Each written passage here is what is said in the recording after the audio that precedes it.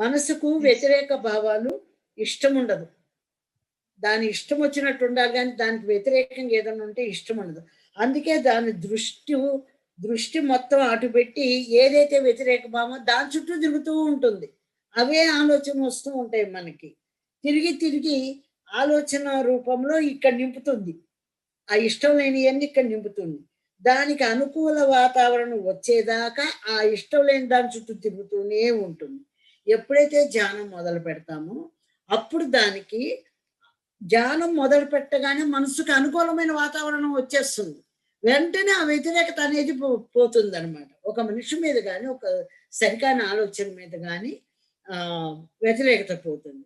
అప్పుడు కదా ఎప్పుడైతే నీకెవ్వరి మీద వ్యతిరేకత ఉండదో తనని తాను బేరీజు వేసుకుంటారు. మనిషి నేనెవరిని? నాకేం కావాలి? ఈ వగైరా వగైరా అన్నీ కూడా బేరీజు వేసుకుంటుందనమాట.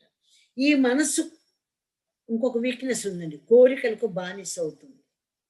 ఎందుకు కోరికలకు బానిస అవుతుంది అంటే దాని లక్షణం. దానికొక లక్ష్యం ఉంది. దానికొక లక్షణము ఉంది. కాబట్టి అది కోరికలకి బానిస అవుతుంది. జ్ఞానం ఎప్పుడైతే ధ్యానం చేసి జ్ఞానం మనకొచ్చిందో విజ్ఞత ఏర్పరచుకుంటుంది. ఈ ఈ కోరికని నేను తీర్చుకోవాలా? వద్దా? ఇది అవసరమా?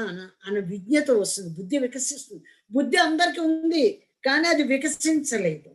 ఎప్పుడైతే ఈ జ్ఞానం ద్వారా అది వికసించి ఎక్కడి దాకా నేను ఇది కోరిక ఉండాలి, ఎక్కడి దాకా ఉండకూడదు అనేది దానికొస్తుంది.